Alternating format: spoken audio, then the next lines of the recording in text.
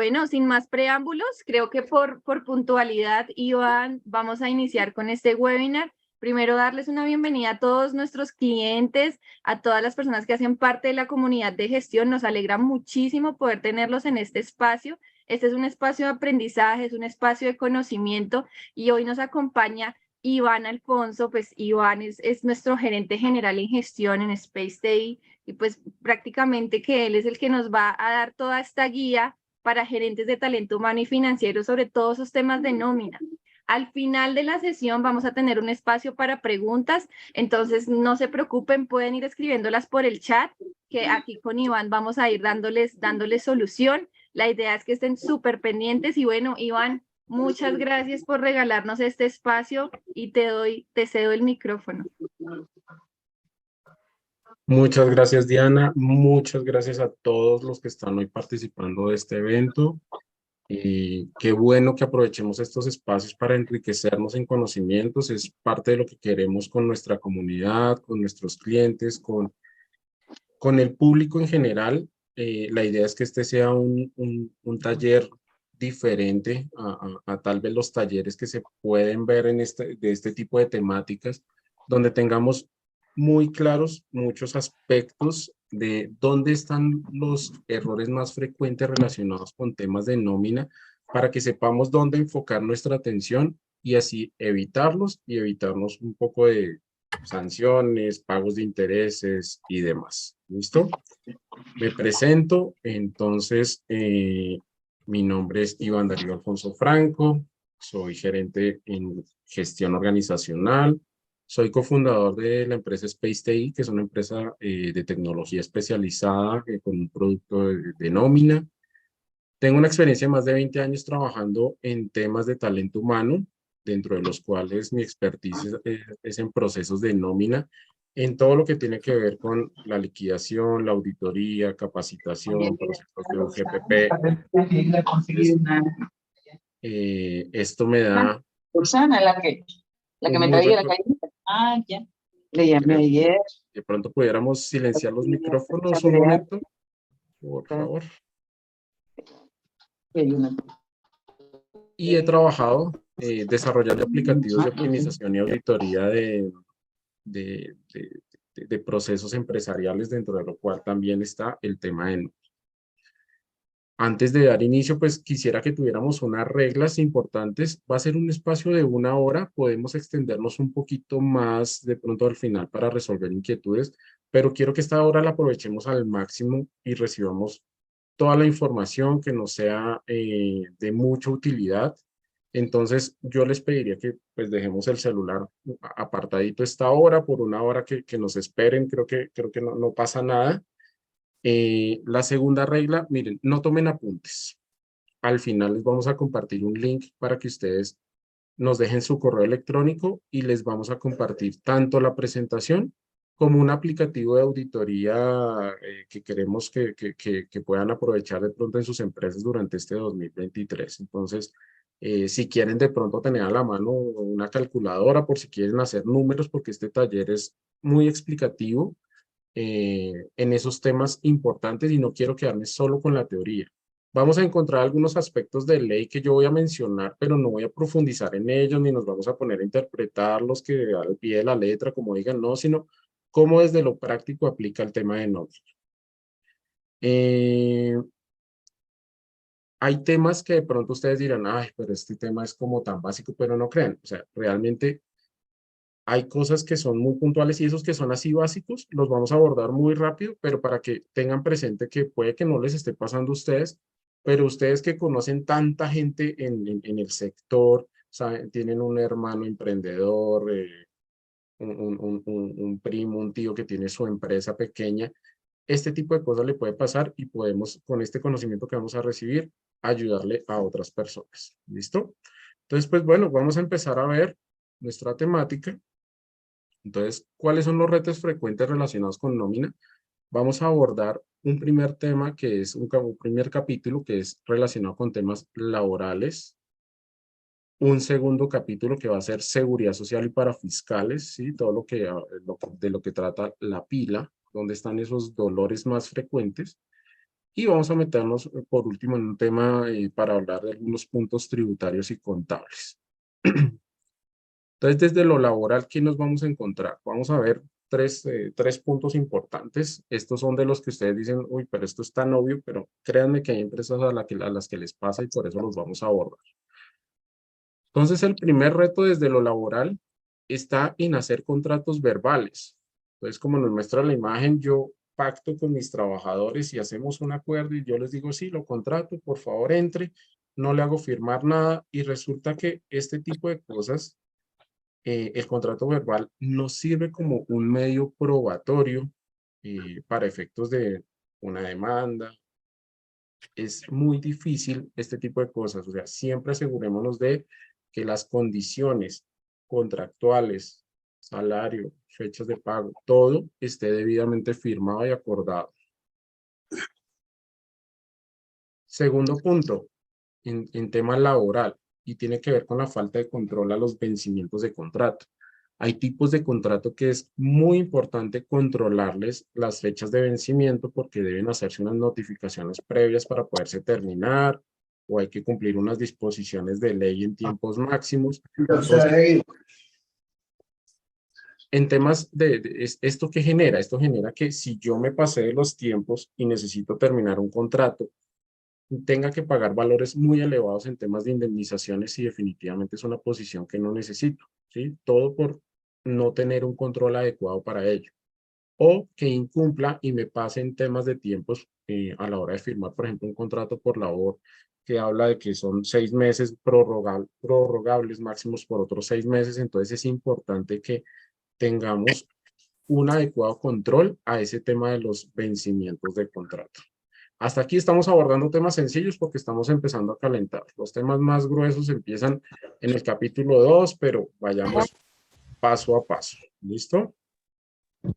Aquí ya haciendo un preámbulo a ese capítulo 2, tenemos un tercer reto que es muy importante y es que hacemos pagos, generamos pagos no salariales sin hacer un debido otro sí.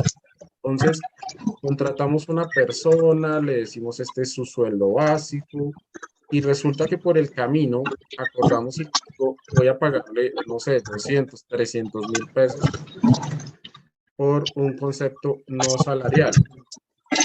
Entonces, ¿qué pasa? Que si yo no lo dejo pactado, volvemos al mismo punto donde se encuentra el tema de que no es material probatorio.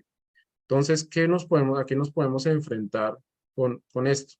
Demandas de trabajadores aduciendo que un pago que recibieron como no salarial era salarial porque hacía parte de su remuneración por su servicio y resulta que para las empresas es donde está la carga de tener que probar que una condición era salarial o no salarial.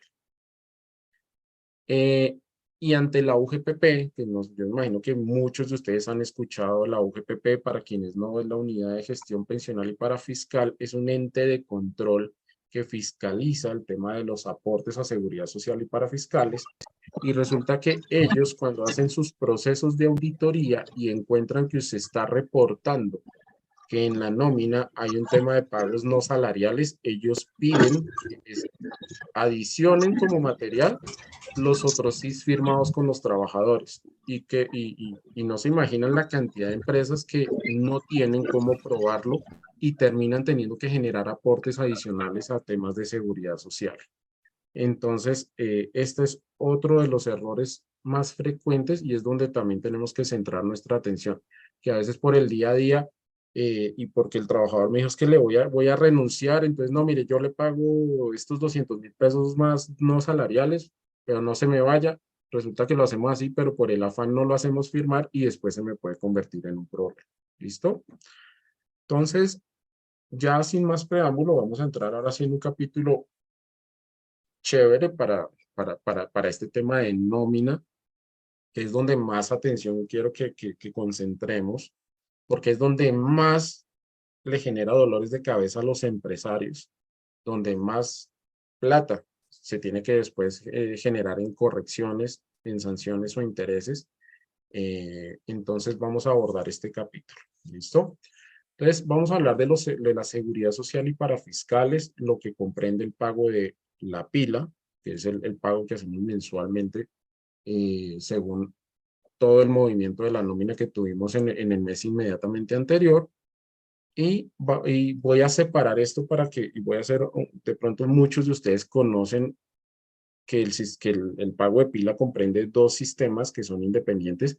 Voy a explicar los dos sistemas para que tengamos las reglas claras, porque cada error o cada situación que voy a mencionar está relacionado o con uno o con el otro. Y hay que entender que aunque la pila es un tema integrado, son sistemas diferentes que tienen reglas diferentes y hay que conocer cada una de ellas. Entonces, en temas de pila, hablamos de un término que es el Sistema General de Seguridad Social. Este Sistema General de Seguridad Social comprende lo que son los pagos a salud, a pensión y a riesgos laborales. ¿Listo? Ahora, tenemos un segundo sistema que son los parafiscales. Y los parafiscales comprenden los aportes a Caja de Compensación, ICBF y SENA. Son sistemas independientes y ahorita como vamos a empezar a hablar de cada uno y por eso me parece importante explicarles y separar, que tengan claras los dos ítems, vamos a ver cómo afecta en cada uno esas normas que hay y donde hay cada vez más controles. Y por eso es tan importante que estas reglas las tengamos claras y por eso les digo, no tomen nota, sino que pongámosle mucha atención que con el material que les va a quedar al final van a tener súper claro lo que les estoy explicando. Entonces, primer reto, el tope de los pagos no salariales. Si nos vamos a lo normativo, hablamos del artículo 30 de la ley 1393 de 2010. Hay unas notas aclaratorias que dan conjunta de intervención. Como les digo, no voy a entrar a leer al detalle, aquí queda el material, pero esto que dice, que el tope de los pagos no salariales que yo tenga en la nómina de mis empleados no puede superar el 40% del total de la remuneración.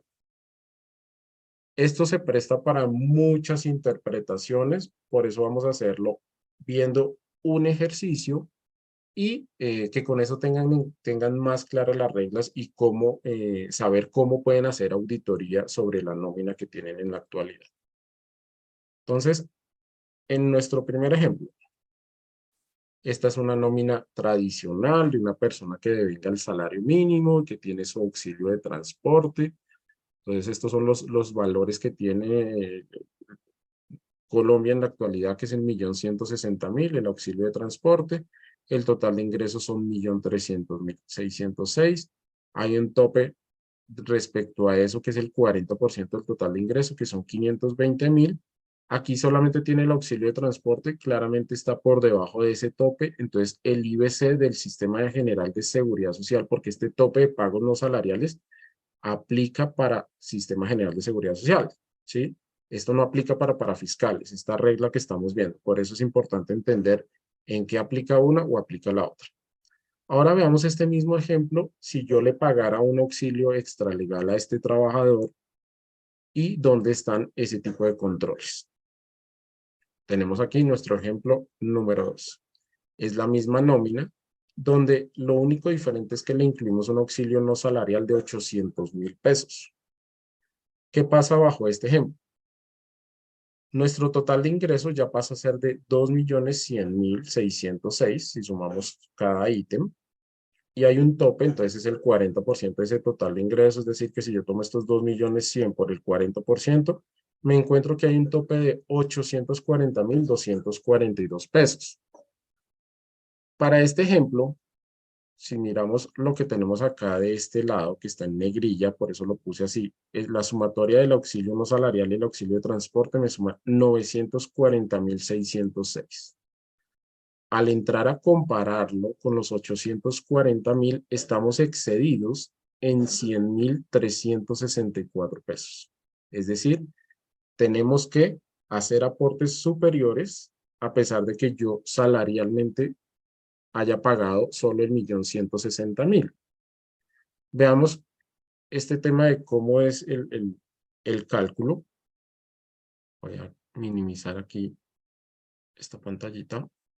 Entonces, ¿cómo se calcula el exceso? Tomamos los 940.606, que es la sumatoria de estos ítems no salariales, y le restamos el tope, y esto nos da los 100.364 pesos. ¿Cómo se calcula el IBC?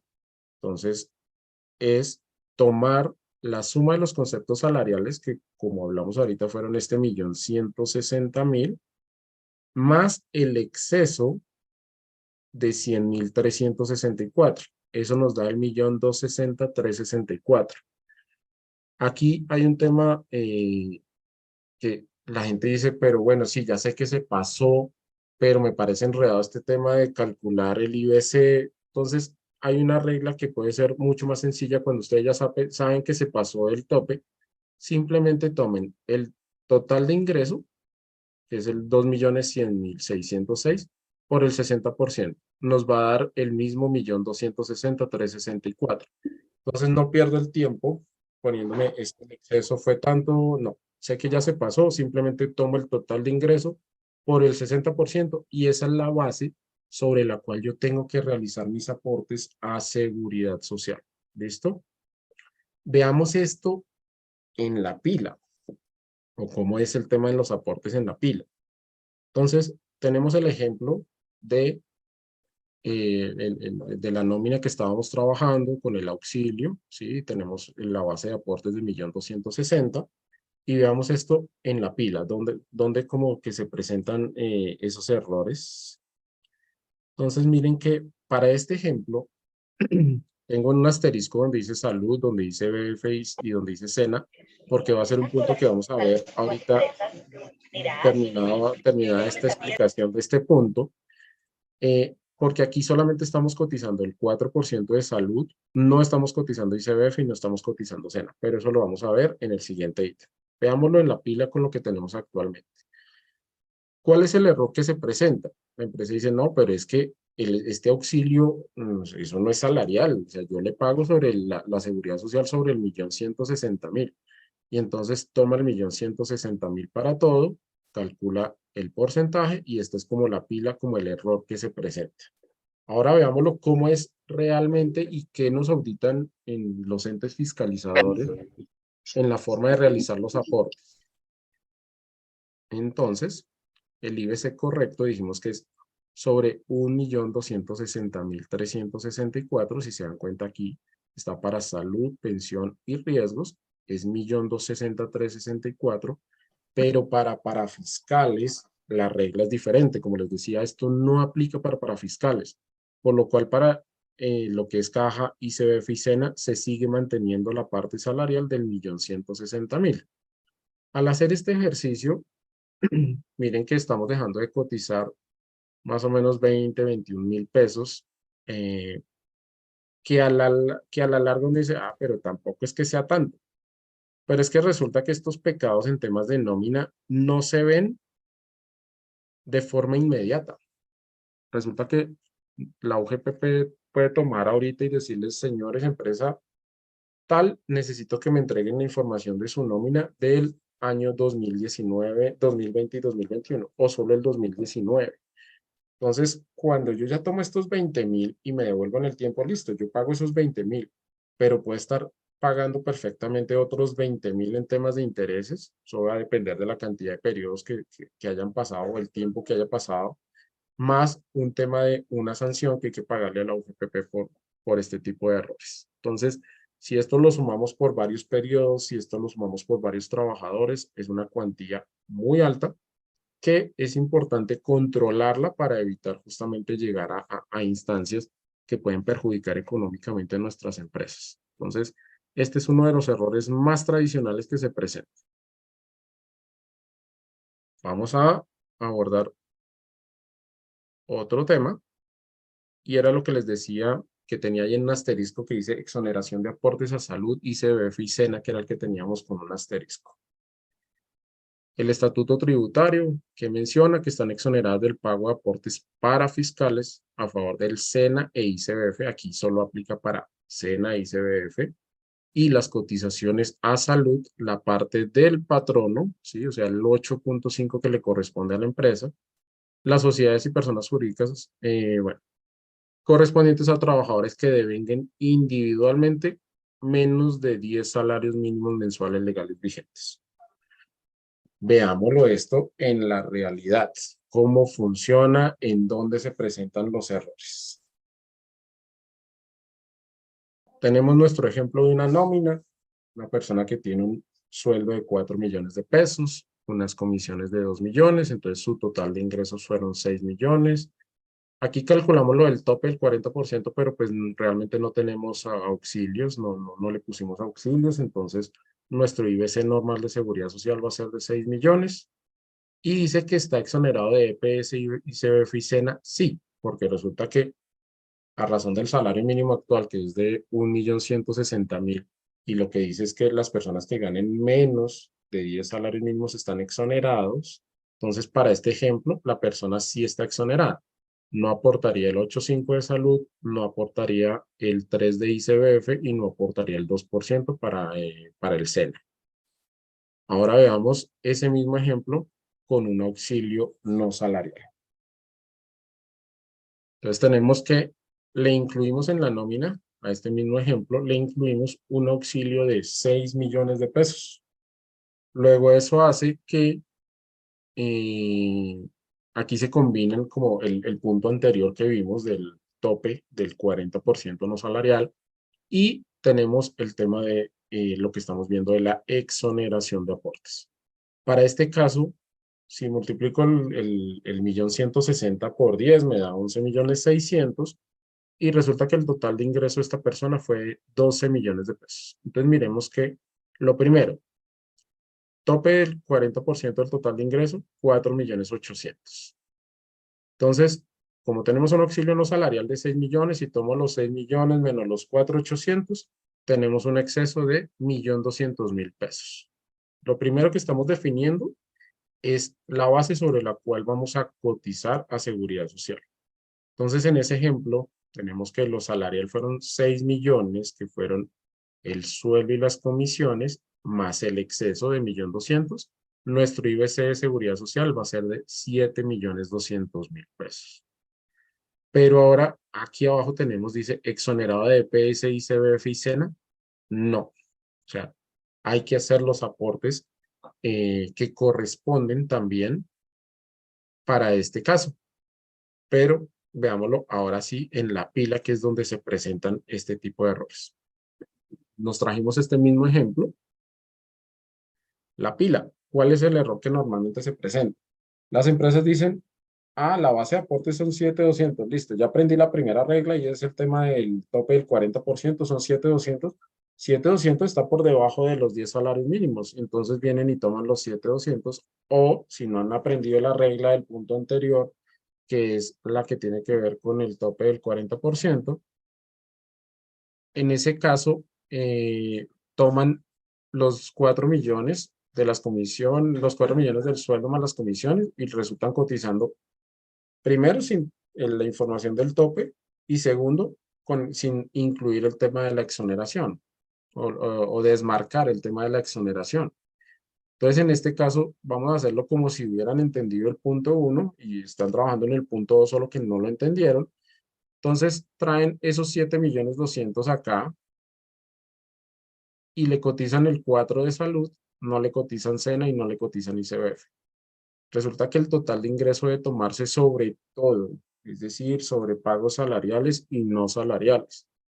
El total de ingreso para este ejemplo fue de 12 millones, claramente supera los 10 salarios mínimos. Entonces, en la realidad es que en salud no debe haber cotizado el 4, sino el 12.5, porque incluye el 8.5 que corresponde a la empresa. Debe cotizar a ICBF el 3% y debe cotizar a SENA el 2%, lo cual, bajo este ejemplo, está dejando de cotizar 912.000 pesos en solo aportes.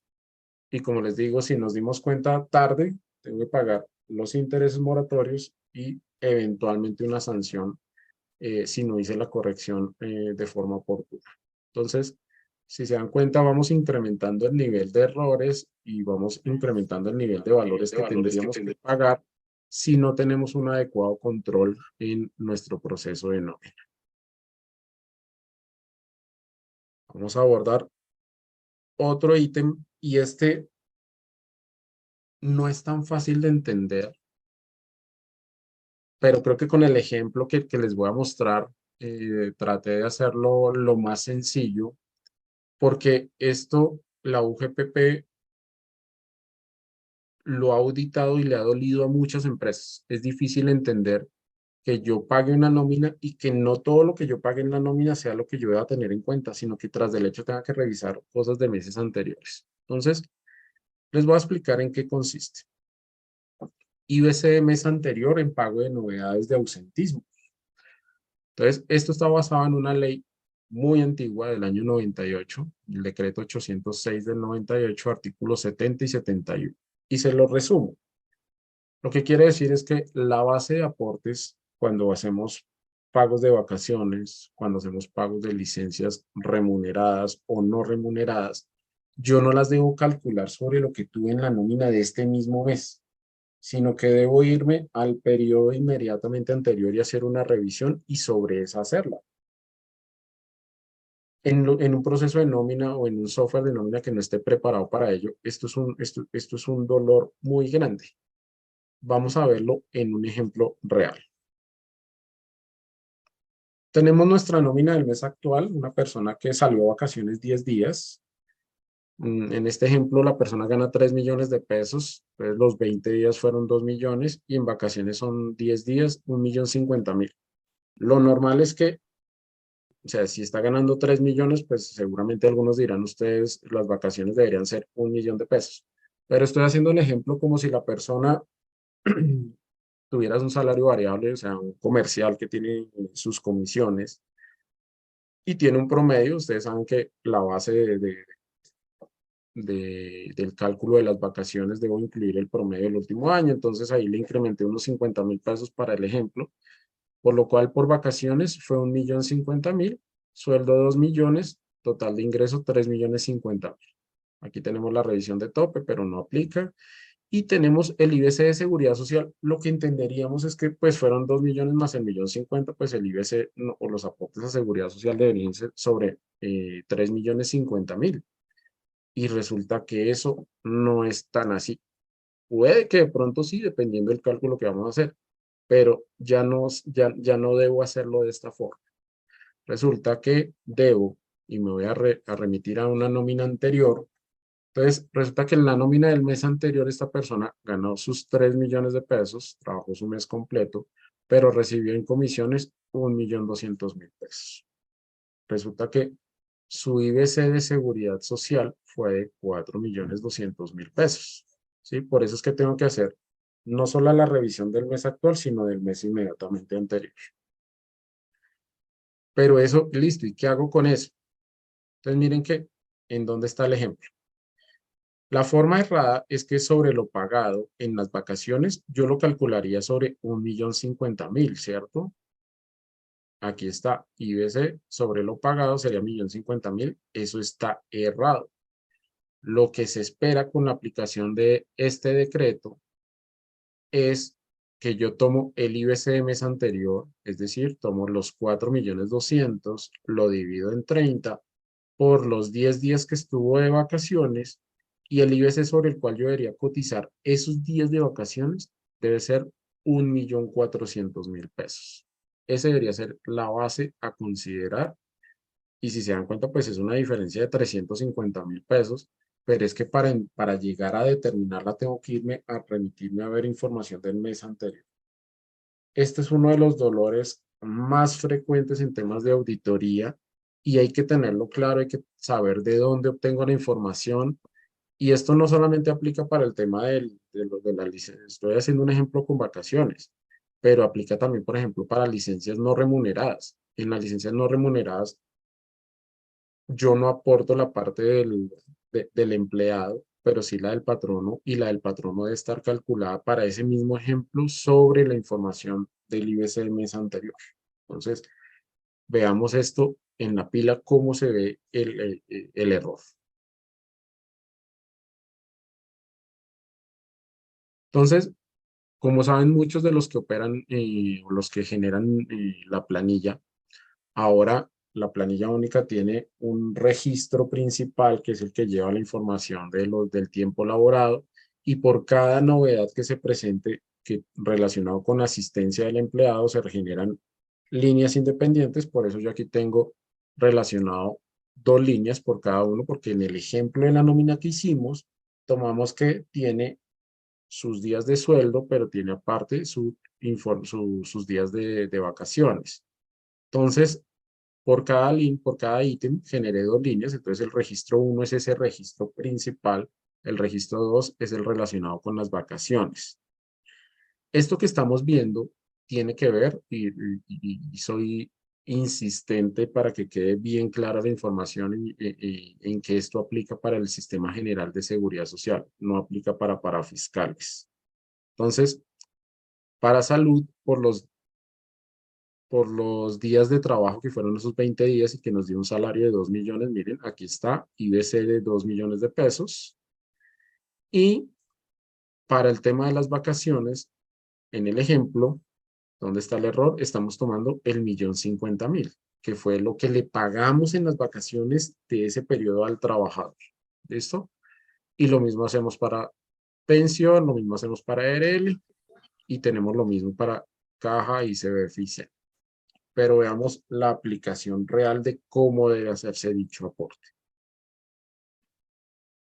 En la realidad, nuestro IBC, como lo calculamos allá, deben ser los 2 millones por el sueldo, pero por la línea de vacaciones debe ser 1.400.000 pesos la base.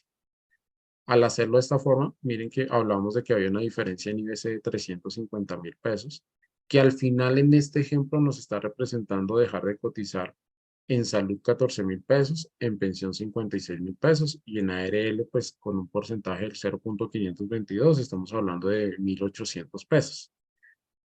Vuelve y juega el tema, porque si liquidamos las vacaciones constantemente o salimos a vacaciones colectivas a final de año, entonces en estos procesos masivos hay que tener un muy buen control que nos permita no equivocarnos en esto y que no se nos generen estas diferencias.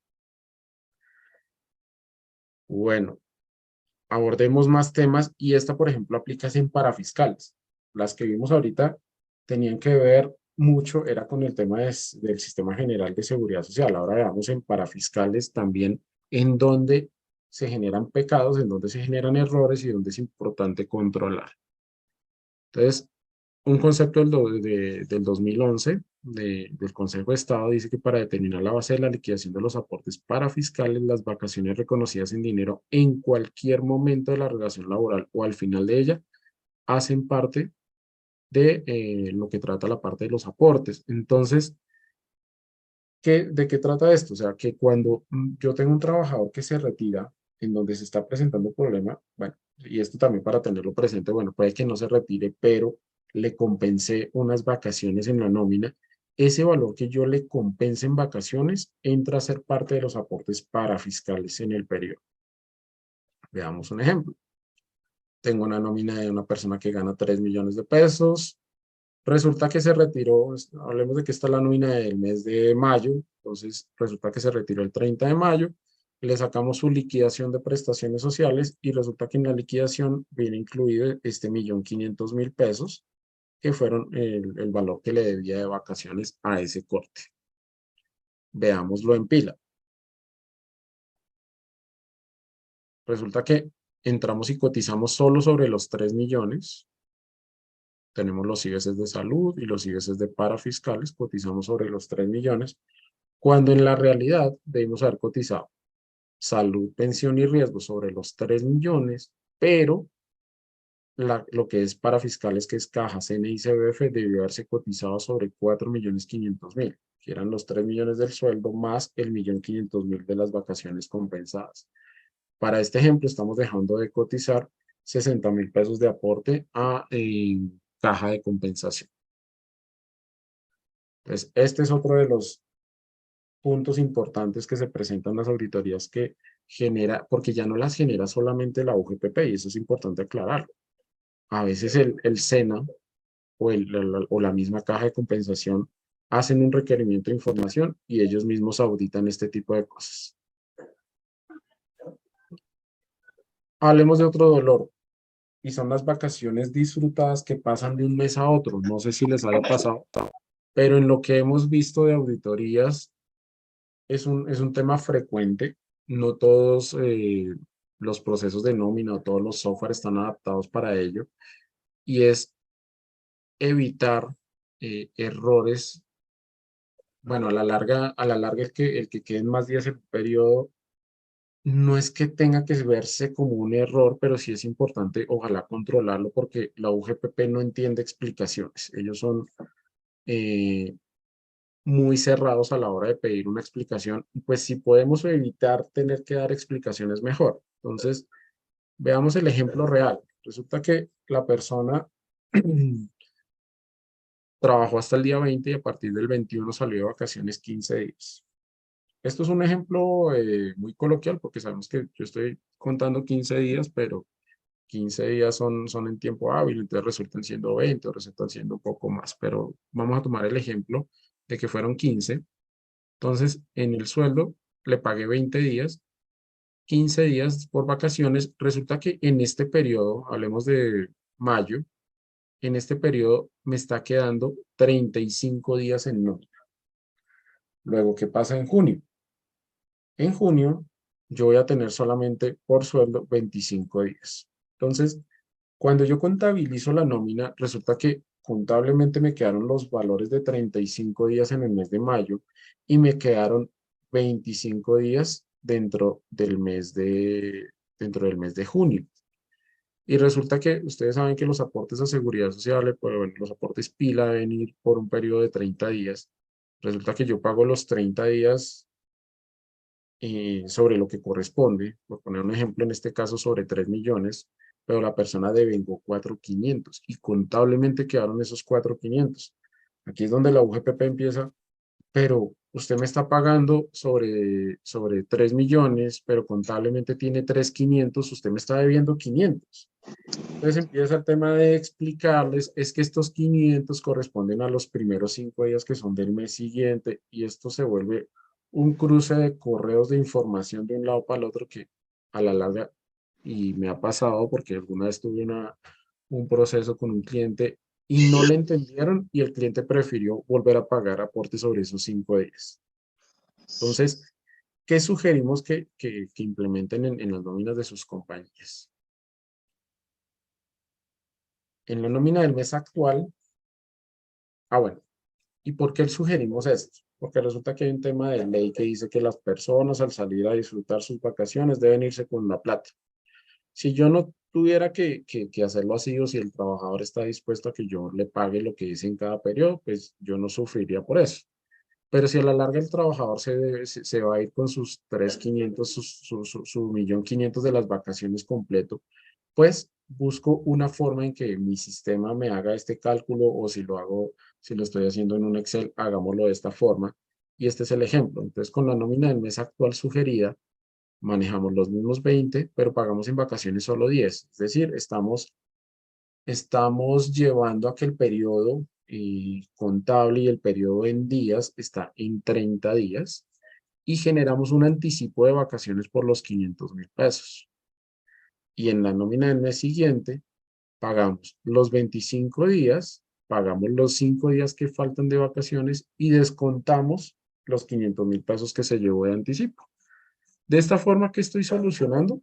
Que contablemente me está quedando todo a 30 días, entonces no voy a tener líos con la UGPP, pero aparte el trabajador se lleva la plata que para el disfrute de sus vacaciones, y no tengo líos. Entonces, esta es una recomendación que pueden implementar en sus empresas. Para nosotros ha sido súper exitoso, y en nuestro software lo implementamos para que se haga de forma automática. Entonces, esta es una sugerencia para que lo aplique.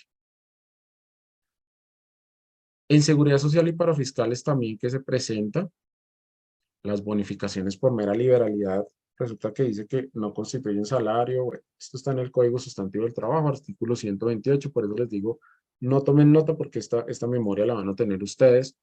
Pero ¿esto qué quiere decir? Que yo puedo pactar con el empleado pagos que son no salariales, dentro de esos bonificaciones, ¿sí?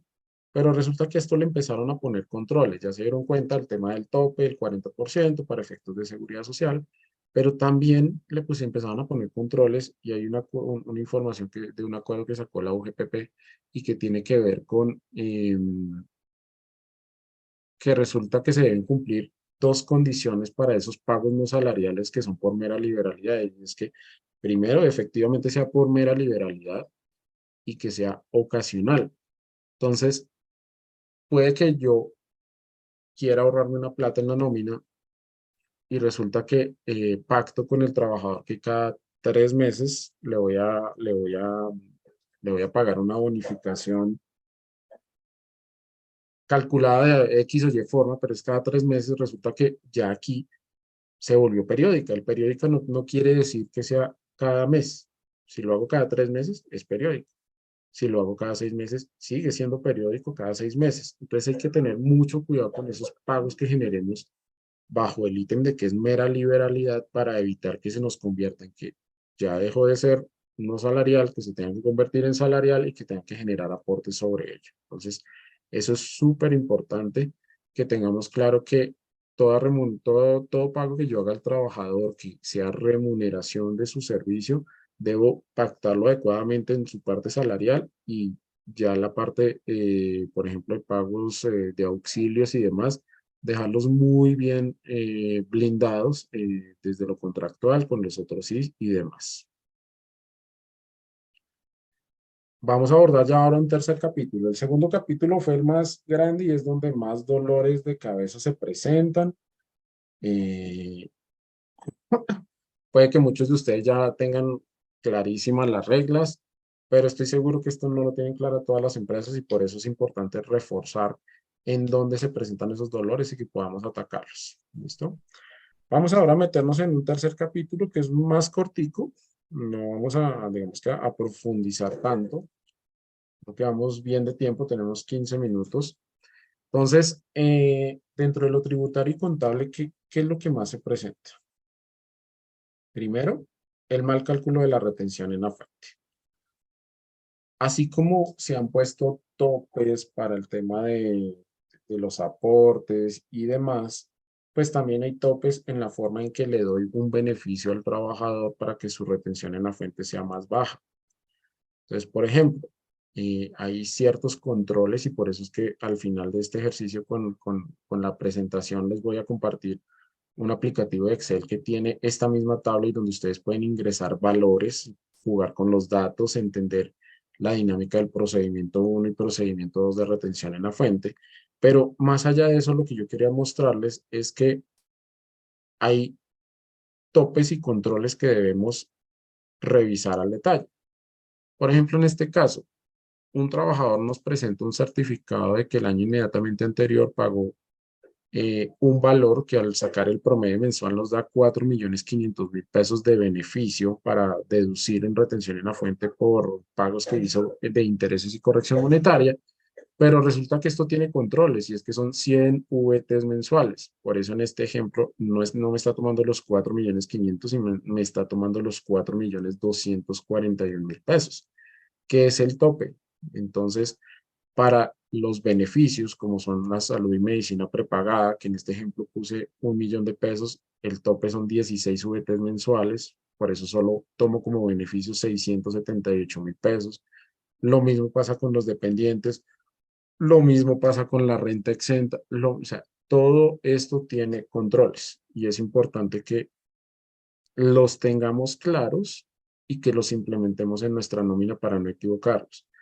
Si bien es cierto que la retención en la fuente que yo aplico de salarios es un anticipo a la declaración de renta del trabajador del siguiente periodo, es importante que estos cálculos sean los adecuados en la nómina que estamos generando en el mes a mes.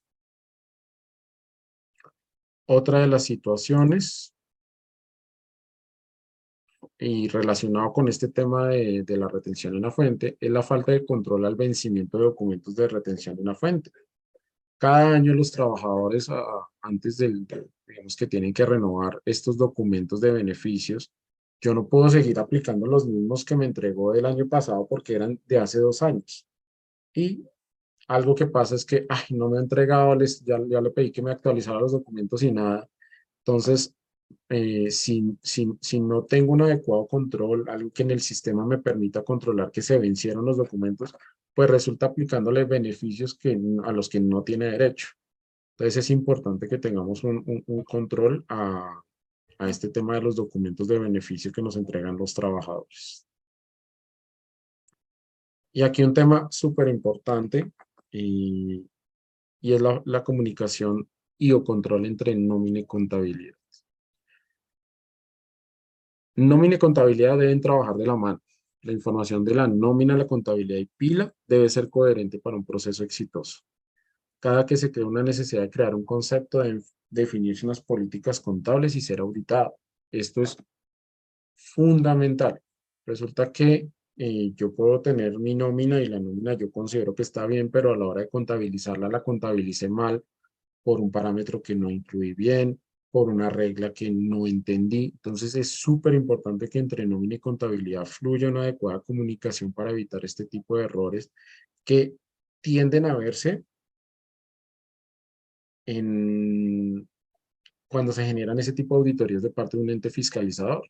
O sea, si yo considero que está bien, pero no audito, yo paso mi nómina y así quedo contabilizado ya, pero cuando me llega un requerimiento y empiezan a revisar la UGPP sí encuentra ese tipo de discrepancias en la información y dice, bueno, usted aquí me tiene en la cuenta contable que es un auxilio, pero resulta que en la nómina dice que era una comisión salarial. Entonces empiezan esas discrepancias en información y es donde la UGPP también empieza y dice, esto era salarial, entonces sobre esto usted tiene que generarme aportes. Entonces es importante que ese tipo de cosas las controlemos y que manejemos una adecuada relación entre la nómina y la contabilidad mes a mes. Bueno, se me acabó el tema. Espero pues Antes de que pasemos a preguntas, Iván, los invito a todos a que en el chat nos escriban el 5 si les ha gustado el tema y si quieren seguir escuchando muchas más cosas mientras pensamos en qué preguntas podemos hacerle a Iván y lo aprovechamos en este espacio. Así que escribamos en el chat 5 si nos gustó el tema. 10, 100, 1000, aquí todo es válido. Súper, ¿no? Tenemos muchos 5, Iván, maravilloso. la idea es aprovechar, de verdad que es un conocimiento que es muy importante aplicarlo. De verdad que yo he tenido la oportunidad de ver errores en empresas muy pequeñas, errores en empresas de 3 empleados incluso que son familia, o sea, sí, son 3 empleados que son familia, pero algo mal manejado puede generar muchos dolores de cabeza. Aquí no importa el tamaño de la empresa, aquí importa es que puedan replicar este conocimiento y asegurarse para evitarse dolores futuros que perjudiquen económicamente pues nuestras compañías. Perfecto. Entonces vamos a dar el espacio de preguntas, Iván, si te parece bien. No sé si Claro que sí. las escribimos por el chat o la persona que quiera abrir su micrófono, por favor, levantemos la mano. Bueno, Diego ya nos hizo la primera pregunta, Iván, y dice que ¿en qué va a quedar el tema de los contratos de prestación de servicios? Pues miren, yo no puedo hablar mucho del tema del contrato de prestación de servicios porque si bien está dentro de la reforma laboral, el tema que estamos tratando aquí es inherente a la nómina y la nómina aquí no tiene que ver una con la otra. Lo que tengo claro es que van a tener un mayor control que va a permitir evitar de alguna forma que personas que sí deberían estar dentro de la nómina eh, tengan que estar de verdad incluidos bajo esa modalidad y no que por ahorrarse una plata al empresario, eh, pues les pago por servicios y tras del hecho resultan recibiendo un poco de deducciones de retenciones y demás que no le corresponden cuando el cargo como tal sí debería estar en una posición al interior de la nómina de la compañía. Gracias, Iván. Diana nos pregunta que quiere confirmar qué conceptos se tienen en cuenta como base para el pago de vacaciones. Bueno, para el tema de las vacaciones se incluyen todos los ítems que son salariales. Entonces, perdóname. para el pago de las vacaciones. Entonces, para el pago de las vacaciones hay que ver dos temas. Uno es vacaciones disfrutadas y otro son vacaciones compensadas. Para las vacaciones disfrutadas, yo debo tomar el último sueldo que tiene el empleado y debo revisar de un año atrás el promedio de los conceptos que son salariales, como comisiones. Lo único que excluyo para incluir, lo único que no considero para meter en el pago de las vacaciones disfrutadas es el promedio que tenga de horas extras. Pero para las vacaciones compensadas sí debo tomar la misma base, incluyendo el promedio de las horas extras también. Gracias. Dice Nuri que si existe algún tope para el ítem de comisiones. No, realmente tenemos nóminas y puede tener un gerente una comisión de 80 millones de pesos. Entonces, realmente el tope para pagarla no lo hay. Lo hay es para hacer los aportes. Es decir, y esto aplica para seguridad social también, salud, pensión y riesgos.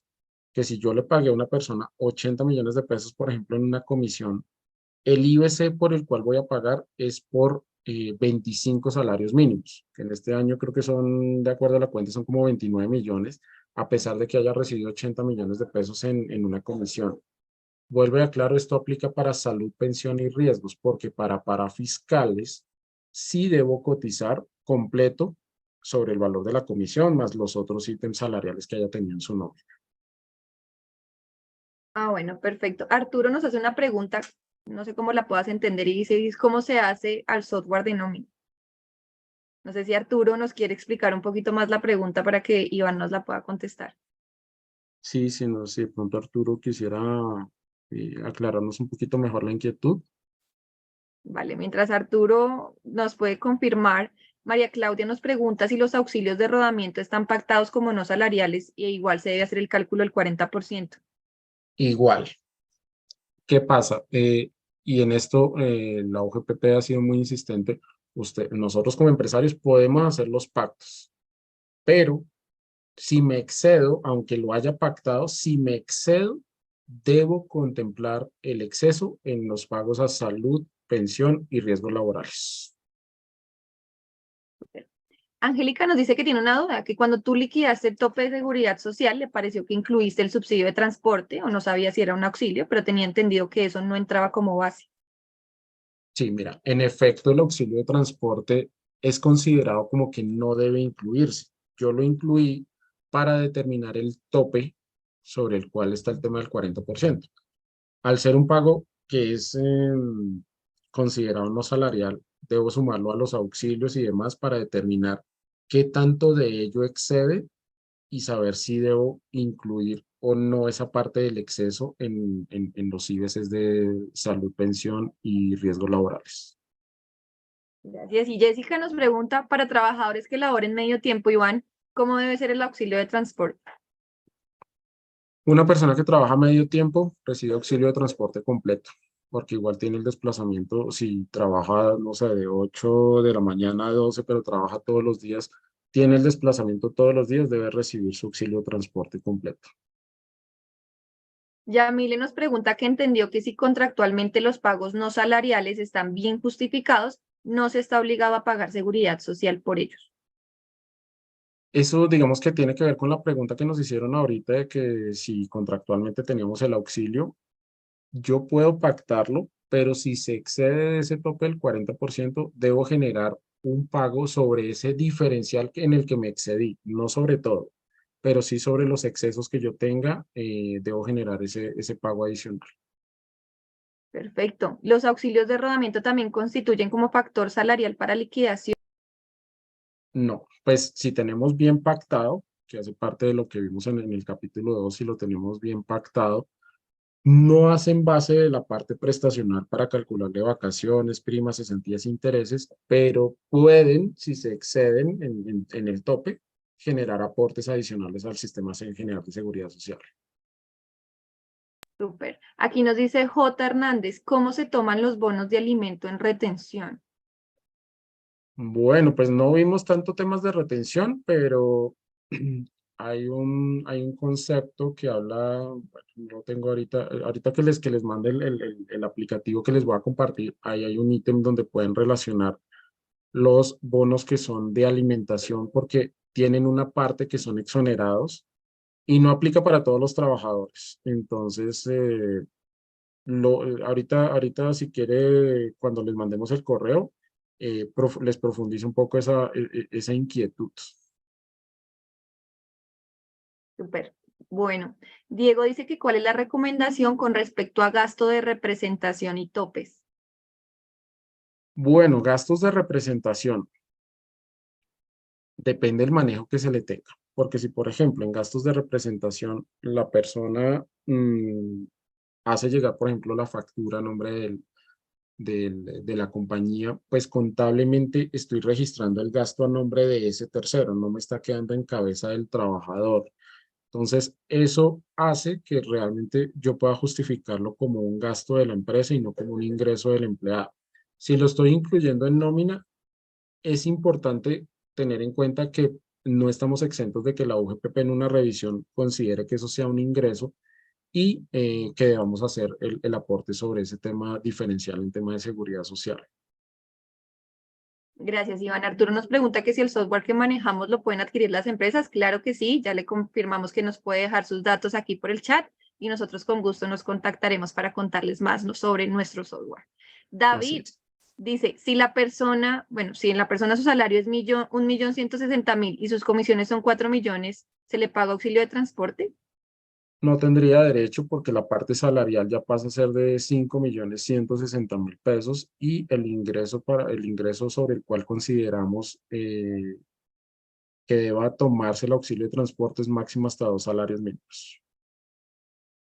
¿Cuál es el tope para bonos de alimentación y hasta dónde no son salariales? Nos dice Edier Stick. Pues esta es la misma pregunta que nos hicieron ahorita. Como les digo, esa se las complemento y con la información que les vamos a enviar, se las envío más detallado porque tiene reglas también. Bueno, y Nuri nos dice cómo funciona el pago de parafiscales para una persona de servicios generales que trabaja solo un día a la semana. Bueno, esa es una pregunta interesante. Hace poco, bueno, no ha sido tan lejano.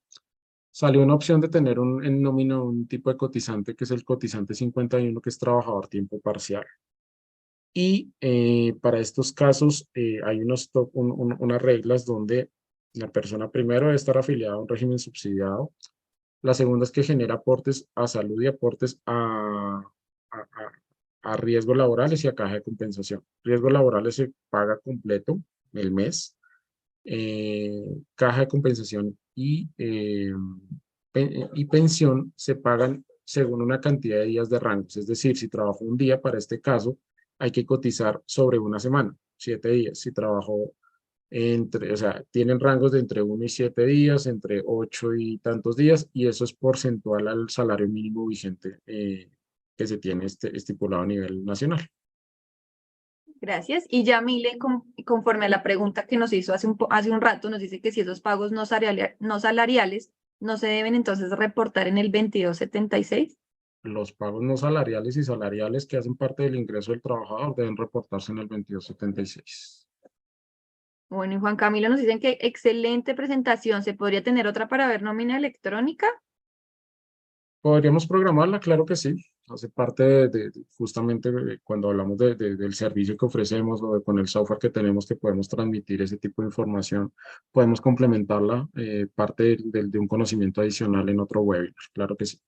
Claro que sí. Igual los invitamos a todos a unirse a nuestro grupo de WhatsApp. Aquí les acabo de compartir el link por el chat porque ahí vamos a compartir nuestros próximos webinars que tenemos programados para el año y también van a poder tener acceso a información muy relevante, las memorias de este webinar y todo lo que hemos compartido hoy.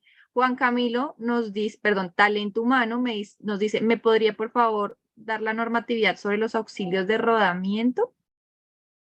Pues hace parte de los ingresos no salariales que están dentro del Código Sustantivo en el artículo 128. No sé si quieren profundizar sobre algo más y sobre eso como que les complementamos la información. Perfecto. Y Rolando sí nos dice que ellos tienen el sistema de nómina de Space y que tiene completamente controlados todos los temas de la capacitación y que es excelente. Gracias, Rolando, por por tu recomendación. Bueno, pues creo que fue un espacio enriquecedor, aprovechamos al máximo esta hora y por eso era que les decía, aprovechemos este espacio que es solo una horita, pero en una horita nos podemos llevar muy buena información. Les agradezco por permitirnos este espacio, por acompañarnos y bueno, no sé si Diana ya compartimos el enlace para el registro y para poder transmitir para poderles compartir el material de este webinar y el aplicativo. Claro que sí, Iván. Podemos dejarlo aquí en nuestro chat. También lo enviaremos por el grupo de WhatsApp, así que o se unen o se registran. Entonces, ya Iván nos va a compartir aquí el link. Bueno, muchísimas gracias. De verdad que para mí fue un gusto haber podido contar con tanta participación y que estuvieran tan activos en esta charla, a sacarle el máximo provecho en nuestras organizaciones. No dejemos que nos sancionen, no dejemos que tengamos que pagar platas adicionales que no corresponden. Gracias, Iván, por compartirnos tu conocimiento y gracias a todos por conectarse a este webinar. Les repito, por favor, pueden unirse aquí al link que les envié para que hagan parte de la comunidad y puedan conocer todos los webinars que tenemos preparados en el año para ustedes. Vamos a compartir información de gran valor y también las memorias, el video, todo lo que vimos hoy de parte de Iván. Muchísimas gracias. Yo me despido. Un feliz día y muchas bendiciones en sus proyectos y sus trabajos.